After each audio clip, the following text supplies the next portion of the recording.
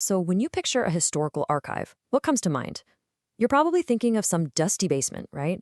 A quiet room full of filing cabinets where objective, undisputed facts just sit around waiting to be discovered. Well, what if I told you that the very act of saving a document, or, throwing one away, is actually a massive exercise of power? Seriously, it makes you wonder, are historical archives really these objective collections of facts, or are they carefully constructed scenes of power? Keep that question in mind, because it changes everything. Welcome to today's Explainer. We are going to be cracking open those filing cabinets of history to explore exactly how the past is constructed, edited, and, honestly, in some cases, entirely rewritten. If you're fascinated by the hidden mechanics of how our world stories are actually built, you are absolutely in the right place. We're going to dive deep into archival texts and marginal voices, and we'll break down the really profound ethical and methodological issues that pop up when we try to recover the past. So let's jump right look at our roadmap. We'll be covering the myth of neutral archives, finding the missing voices, the methodological maze, navigating ethical minefields, the digital archival frontier, and we'll wrap up with archives as social justice. Section 1. The myth of neutral archives. Like we talked about a minute ago, the word archive usually makes us think of endless rows of official government papers or, centuries-old letters. But an archive extends way, way beyond that. It includes oral histories passed down through generations, photographs, and everyday physical artifacts. Today, even something totally fleeting, like a deleted social media post or a random grocery list saved on your phone, can be considered an archival text. And here's the kicker. Archives are human constructs. They are entirely shaped by the biases and the priorities of whoever created and maintained them. Because archives are built by those in power, they inherently reflect those exact power dynamics. So on one hand, you have dominant narratives. These are the privileged, mainstream stories, and they are systematically preserved. On the other hand, you have marginal voices, which are excluded, silenced, and implicitly devalued. The very act of collecting and preserving privileges certain stories while literally erasing others. As a researcher, recognizing that archives aren't these objective repositories, but are actually active sites of power is absolutely crucial. Honestly, what is not in the archive is often just as important as what is. Section 2. Finding the missing voices. So, who exactly are we looking for when we talk about recovering the margins?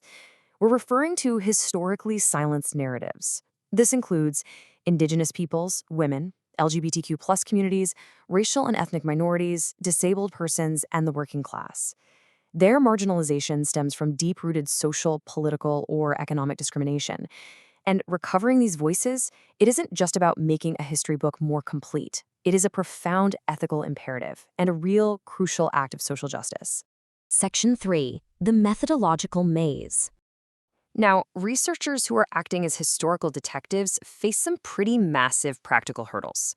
Unconventional cataloging means these marginalized records aren't neatly filed away under easy-to-search terms. Then you add in the physical barriers, like geographical distance, plus the crazy high cost of digitization. But you know what the most insidious barrier is? The finding aids in catalogs themselves. They are usually built from a dominant perspective, which means they actively obscure the very histories researchers are trying to find. So researchers literally have to rely on serendipity, a ton of groundwork, and just really persistent networking. And when they do finally track down these records, they are almost never complete. They're totally fragmented. This requires a fascinating technique called reading against the grain. Because the records were shaped by dominant perspectives, researchers must literally infer meaning from silences and absences. They treat what isn't recorded as a vital piece of evidence itself. Actually, think of it more like a giant puzzle where half the pieces were intentionally thrown away. It takes immense patience to build a coherent narrative out of that without accidentally imposing our own modern frameworks onto it. Section 4. Navigating ethical minefields. When you're researching marginal voices, the absolute biggest ethical concern is making sure you don't re-marginalize or erase these communities while you're trying to help them. So how do we prevent that? First, through reflexivity. Researchers have to take a hard look at their own biases, privilege, and assumptions. Second is community engagement. This means working directly with the descendant communities, not just studying them from a distance. And third is shared authority, which is all about co-creating knowledge and recognizing communities as the primary stakeholders in their own histories. It really just boils down to asking, are we speaking for a community or with them? All of this builds to one fundamental rule of ethical research: do no harm. Researchers have to constantly weigh the public's interest in historical knowledge against a community's right to privacy and protection. Exposing painful or vulnerable histories without adequate care, explicit consent, and cultural sensitivity, that can lead to severe re-traumatization. Responsible archival practice demands an unwavering commitment to the well-being of the individuals whose lives are documented. It's non-negotiable. Section 5. The Digital Archival Frontier. On the surface, the digital age seems like a total game changer, right? We have these unprecedented opportunities, incredible access, better preservation, and massive searchability for materials that used to be locked away. But there are some really severe risks here. Digitalization bias means certain mainstream materials are prioritized for scanning way over marginal ones. We also lose the physical and intellectual context of a record when it becomes just another digital file. And, maybe most importantly, there are huge growing concerns that using AI and machine learning in archival processing might actually learn and hardwire historical biases right into the search algorithms themselves.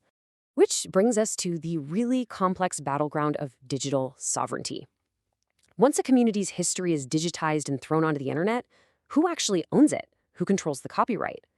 This is a huge emerging frontier, especially when it comes to indigenous knowledge and digitized heritage. Researchers and institutions have to navigate these spaces so carefully to make sure that open access doesn't just repeat the historical harms of extraction and cultural appropriation. Section 6. Archives as Social Justice. I absolutely love this quote from our source material.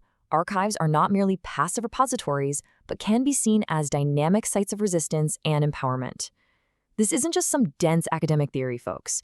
Reclaiming and reinterpreting these silenced narratives has a tangible, real-world impact. It directly informs archival activism, it shapes public policy, and it fuels social change. By working to illuminate these forgotten or suppressed histories, researchers are actively contributing to broader social justice movements. They're using the past as a foundation to build a much more equitable and just future. So, we've seen today that the archives shaping our collective memory are definitely not neutral, and that recovering the margins is a profound act of justice that requires rigorous, highly ethical detective work. I want to leave you with this final provocative thought. If archives shape our collective memory, what role will you play in ensuring all voices find their place in history? The past isn't written in stone, it's still waiting to be fully discovered. Thank you so much for joining me for this explainer. Keep asking the hard questions, keep reading against the grain, and I'll see you next time.